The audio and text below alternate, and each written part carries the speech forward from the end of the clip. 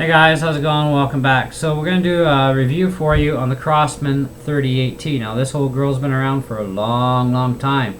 They came out with these in the 70s and they stopped making them around 1985. So she's been around. Really awesome shape, this one.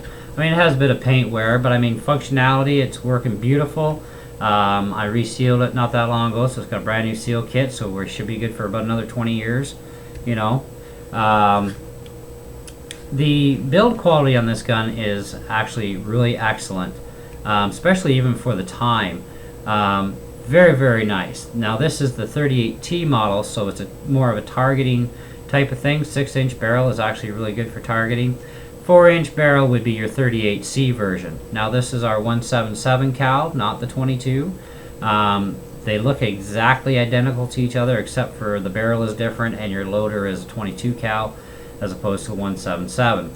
Now the loader is also here on the side, so you'd move the loader switch back, drop your pellet. See if I can get a good view here.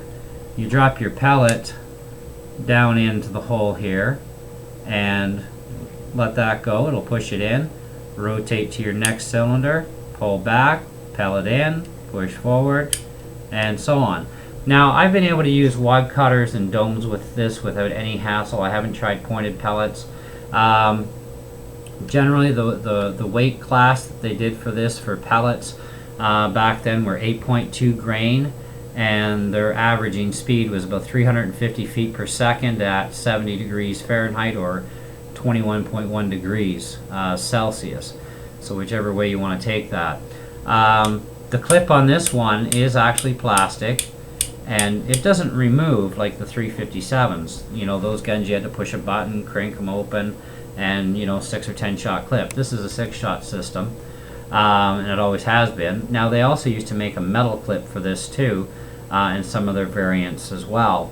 Now 2 pounds 12 ounces is a pretty heavy gun, and that's what these things weigh. Now in here you'll see there's a little pin against the hammer spring. Now this is a fixed pin model, so you can't increase or decrease the power level, whereas some other variants that Crosman made of this gun, the pin was movable to go up for more power or back it way down for less power, so better gas consumption, a little lower FPS. But I mean, an 8.2 grain pellet, that's a heavy pellet. A 7.9 grain pellet is going to run a little bit quicker than 350 feet per second, I'd imagine, because it's being lighter, right? And 7.9 is still actually a really good, comfortable weight pellet in a pellet gun.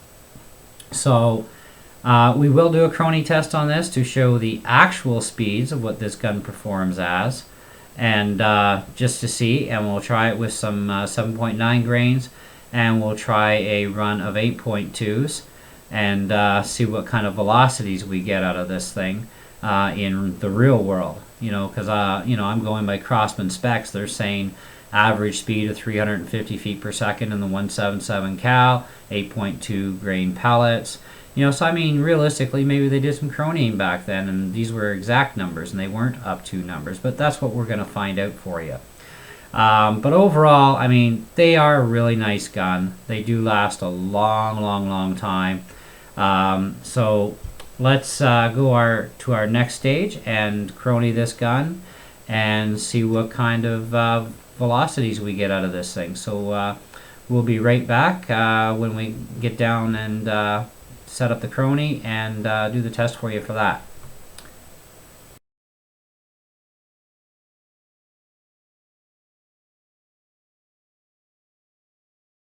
Hey guys, welcome to the Chrony part of this video of the review of our Crosman 38T.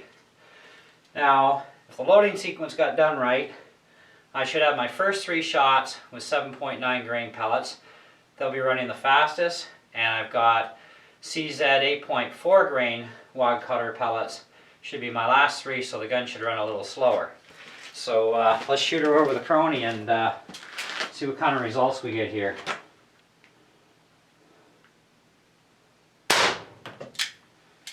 No reading. 366.1, definitely got a 7.9 in there. Because the gun's only rated for 350 with a 8.2. Okay, 364. So pretty good. It's actually above spec with 7.9s, like I thought it would be. Now let's run our Diablos, or CZs anyways. I'll tell you the actual name when I go back upstairs. 359.4.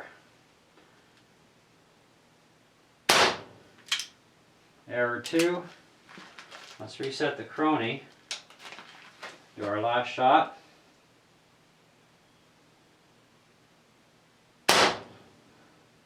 .338.0.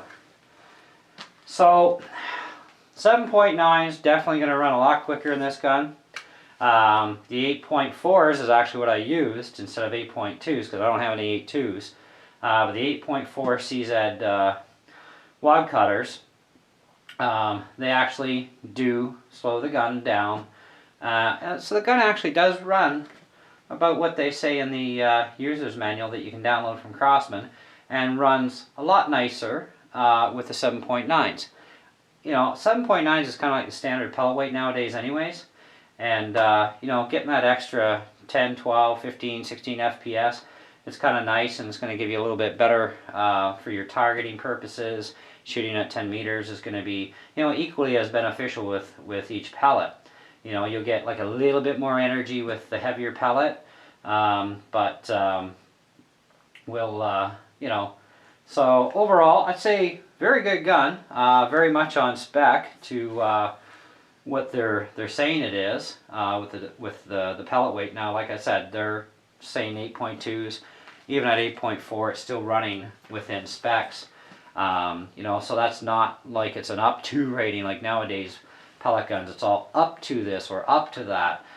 In the manual, they actually say, you know, average is 350 with this particular gun with this caliber at 8.2 grains. So they obviously chronied them without any problems back then and gave you just a straight average, you know, with a particular pellet weight. So there you go.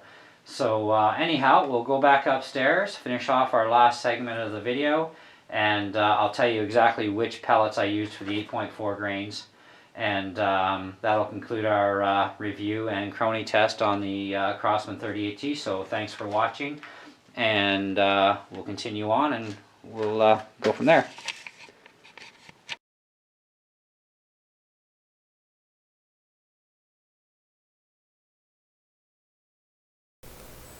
Hey guys, how's it going? Okay, so for the wrap up of this review, we've talked about the Crosman 38 and its specifications, and you know, overall build quality, that sort of thing.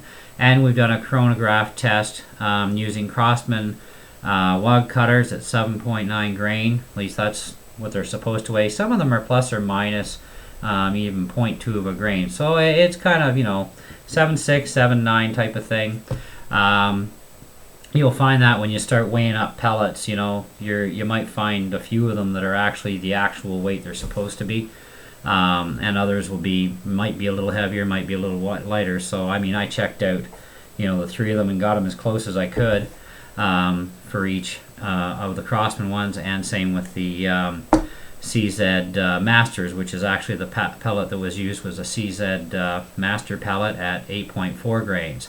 Now Crosman, as we said, their specifications on an 8.2 grain was 350, and we noticed that we got at that type of range even with an 8.4, and we got faster than that with a 7.9. So we did really well. So the gun is very much on spec and runs nicely above spec with a standard Crosman weight pellet that you would normally buy nowadays. And you can buy other weights of pellets. I mean, Crosman does make even a 10.5 grain pellet or 10.8 grain pellet in 177. Although I wouldn't recommend loading it in the gun because they're a little on the long side, so they may jam. So you gotta kind of watch the length of the pellet more than anything.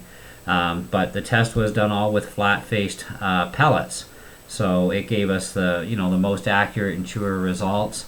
Now I didn't fire, you know, 6 of these and 6 of these, you know, and do a whole string average because it's really not necessary. We already know that our FPS is going to be up and down a little bit as the CO2 gets colder.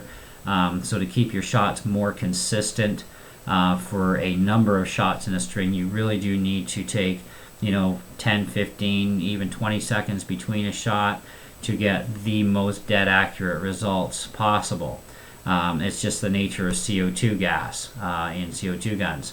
So anyways, and our temperature shooting downstairs is approximately 20 degrees in the basement, because I do have a heated basement.